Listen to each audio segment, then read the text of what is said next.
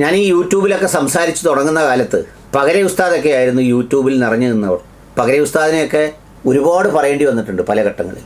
അതൊന്നും വ്യക്തിപരമല്ല കേട്ടോ. അതായത് മതമെന്ന പേരിൽ, വിശ്വാസമെന്ന പേരിൽ പലതും പറയുന്നത് പറഞ്ഞ് കടന്നു പറഞ്ഞ് കവിഞ്ഞ് പറഞ്ഞ് അതിൽ വിട്ട് സഞ്ചരിച്ച് ഒക്കെ പറയുമ്പോൾ അതിനെല്ലാം പല ഘട്ടങ്ങളിലും മറുപടി പറയേണ്ടി വന്നിട്ടുണ്ട്. ഈ രാഷ്ട്രീയ രംഗത്താകട്ടെ, സാമൂഹ്യ രംഗത്താകട്ടെ, മതപ്രഭാഷണ രംഗത്താകട്ടെ, ഈ രംഗങ്ങളിലെല്ലാം ഓരോരുത്തരിങ്ങനെ നിറഞ്ഞു നിൽക്കും. ഒരു കാലം അവരങ്ങ് കൈയടക്കും, പിന്നെ അവരുടേതായിരിക്കും ആ കാലം. ഞാൻ വേറൊരു ചങ്ങായിയെ കണ്ടപ്പോൾ ഈ പകര ഉസ്താദിനെ കുറിച്ച് അന്വേഷിച്ചു. അദ്ദേഹം വല്ല ആരോഗ്യ പ്രശ്നമൊക്കെ ഉണ്ടോ എന്ന് തിരക്കിയപ്പോൾ ഇല്ല, അദ്ദേഹത്തിന് ആരോഗ്യ പ്രശ്നമൊന്നുമില്ല. അദ്ദേഹം ഇപ്പോൾ കാര്യങ്ങളെ മിതപ്പെടുത്തി എന്ന് പറയുന്നു. ആരൊക്കെയോ നല്ല നല്ല ഉസ്താദുമാരും പണ്ഡിതന്മാരും ഒക്കെ ഈ സംഗതി കുറച്ച് കുറയ്ക്കാൻ പറഞ്ഞു അത്രേ. കാരണം പുള്ളി നടന്ന് സുന്നിയാന്നും പറഞ്ഞ് പറയുമ്പോഴും ആ വർത്തമാനമെല്ലാം അവസാനം കൊണ്ടുപോകുന്നത് കുറേ മനുഷ്യരെ മതനീരാസത്തിലേക്കും അതുപോലെ തന്നെ മതവിരുദ്ധതയിലേക്കും ഈ വിശ്വാസത്തെ അപമാനിക്കുന്നതിനും കളിയാക്കുന്നതിനും ഒക്കെ വേണ്ടിയാണ് എന്ന് ഉള്ള തോന്നലിൽ നിന്നാണ് ഒരുപാട് പേര് അദ്ദേഹത്തെ ഉപദേശിച്ച് അങ്ങനെയൊക്കെ കുറച്ചൊരു നിശബ്ദമായത്. ഇപ്പോൾ ഒരു ഭംഗിയായി അത്യാവശ്യമുള്ള കാര്യങ്ങളൊക്കെ പറയുകയും മറ്റേത് എല്ലാ ദിവസവും പുള്ളിയുടെ കഥാപ്രസംഗമായിരുന്നു നമ്മൾ കേട്ടുകൊണ്ടിരുന്നത്. അപ്പോൾ ആ ചങ്ങായി എല്ലാം ഒന്ന് വിടവാങ്ങി വന്നപ്പോഴത്തേക്ക് പുതിയൊരു ചങ്ങായി ഇറങ്ങിയിട്ടുണ്ട്. ഈ ചങ്ങായിയുടെ പേരൊന്നും എനിക്ക് അറിഞ്ഞുകൂടാ. പുള്ളിയാണ് ഉണ്ട പൊട്ടിക്കലും അണ്ണാക്കിൽ വെടിവെക്കലും പിന്നെ അതുപോലുള്ള സംഗതികളും ഒക്കെ. അദ്ദേഹത്തിനെ ദേ വീണ്ടും കണ്ടുമുട്ടി.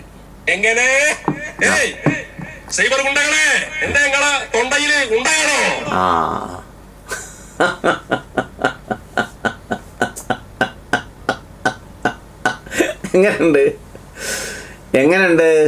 അടിപൊളിയല്ലേ? അടിപൊളി. അതായത് നമ്മൾ കേട്ടിട്ടുള്ളതെല്ലാം ഉസ്താദന്മാർ വിളിക്കുന്നത് ജനങ്ങളെ, വിശ്വാസികളെ, പണ്ഡിത സമൂഹമേ, യുവാക്കളെ എന്നൊക്കെ പറഞ്ഞാണ് പലപ്പോഴും വിളിക്കുന്നത്. പക്ഷേ ഇപ്പോൾ അദ്ദേഹം വിളിക്കുന്നത് സൈബർ ഗുണ്ടകളെ എന്നാണ് വിളിക്കുന്നത്. എന്നിട്ട് ചോദിക്കുന്നത് തൊണ്ടയിൽ ഉണ്ടയാണോ എന്നാണ്.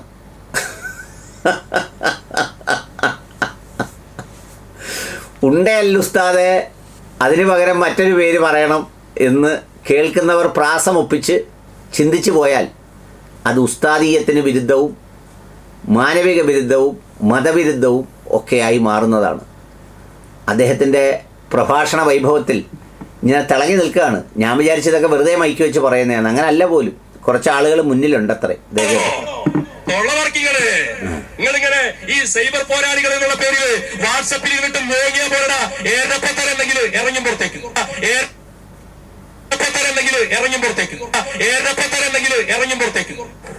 ആ, എരപ്പത്തരം ഉണ്ടെങ്കിൽ ഇറങ്ങിയും പുറത്തേക്കെന്നാണ് പറയുന്നത്. ഞങ്ങളുടെ തെക്കൻ കേരളത്തിലൊന്നും അങ്ങനെ എരപ്പത്തരം ഉപയോഗിക്കാറില്ല. ഇവിടെയൊക്കെ എലപ്പമാർ ലബ്ബമാർ എന്നൊക്കെ പറഞ്ഞ് ഞാൻ കേട്ടിട്ടുണ്ട്. അതൊക്കെ വേറെയാണെന്ന് തോന്നുന്നു. ഇത് എരപ്പത്തരം എന്തെങ്കിലും ഉണ്ടെങ്കിൽ ഇറങ്ങാൻ പുറത്തേക്ക്. നമ്മുടെ പാറ്റകളെ ക്ഷണിക്കുന്ന പോലെ പുള്ളി ഇറങ്ങിയേക്കുക. സൈബർ ഗുണ്ടകളെ തുണ്ടയ്ക്ക് ഉണ്ടയുണ്ടോടാ. ഇതിൽ നമ്മൾ തർക്കിച്ചാൽ പുള്ളിയാട്ടം തർക്കിക്കാനൊക്കത്തില്ല. ഇതിന് പറ്റുന്നൊരു ഹദീസ് കൊണ്ടുവരും. പ്രവാചകൻ ഒരു ഘട്ടത്തിൽ തൊണ്ടയ്ക്ക് ഉണ്ടയുണ്ടോ എന്ന് ചോദിച്ചത് ഏത് പശ്ചാത്തലത്തിലായിരുന്നു എന്ന് പറഞ്ഞ് ഒരു സംഗതി കൊണ്ടുവരും. അപ്പോഴത്തേക്ക് പുള്ളിയുടെ ഫാൻസ് എല്ലാം കൂടെ വന്ന് നമ്മുടെ അടിയിൽ എഴുതും, അനിലെണ്ണം ദീൻ പഠിക്കടാ, ദീൻ പഠിക്കെന്നൊക്കെ പറഞ്ഞിട്ട്. പിന്നെ അതുപോലെ തന്നെ സൈബർ ഗുണ്ടകൾ വാട്സപ്പിലും മറ്റൊന്നും ഇരുന്ന് മോങ്ങാതെ എല്ലാവരും തെരുവിലേക്ക് ഇറങ്ങാനാണ് പറയുന്നത്. കാരണം പുള്ളി പോരാട്ടത്തിന് തയ്യാറായി നിൽക്കുക. ഒരുപക്ഷെ നമ്മുടെ രാജ്യത്തിൻ്റെ ചരിത്രത്തിൽ ക്വിറ്റ് ഇന്ത്യ മൂവ്മെൻ്റ് എന്നൊക്കെ പറയുന്നത് പോലെ ഇന്ത്യ വിടുക, ഇന്ത്യക്ക് സ്വാതന്ത്ര്യം തരിക എന്നൊക്കെ പറയുന്ന മൂവ്മെൻറ്റ് കഴിഞ്ഞ് ഉള്ള വലിയൊരു മൂവ്മെൻറ്റിൻ്റെ ഒരു പോരാളിയാണ് പുള്ളി. കത്തി നിൽക്കുകയാണ്. കഴിഞ്ഞ കുറേ ദിവസങ്ങളായി സാമൂഹ്യ മാധ്യമം കൈയടക്കി വെച്ചിരിക്കുന്നത് മൊത്തം പുള്ളിയാണ്. പുള്ളിക്ക് എല്ലാ ഭാവുകങ്ങളും നേരുന്നു.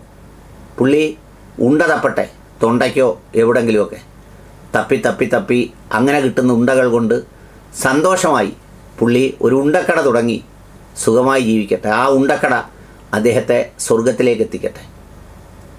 അങ്ങനെ ആദ്യമായി ഈ വസ്ത്രം ധരിച്ച് ഉണ്ടക്കട തുടങ്ങിയ ഒരാളായി അദ്ദേഹം മാറുകയും ചെയ്യട്ടെ എന്ന് ആത്മാർത്ഥമായി ആശംസിക്കുന്നു. ക്ണാപ്പൻ ഉസ്താദിനോടൊപ്പം ഉണ്ട ഉസ്താദ് എന്നുകൂടി സന്തോഷപൂർവ്വം ചേർത്ത് വെച്ച് വിളിക്കാൻ മോഹിച്ചു പോകുന്നു.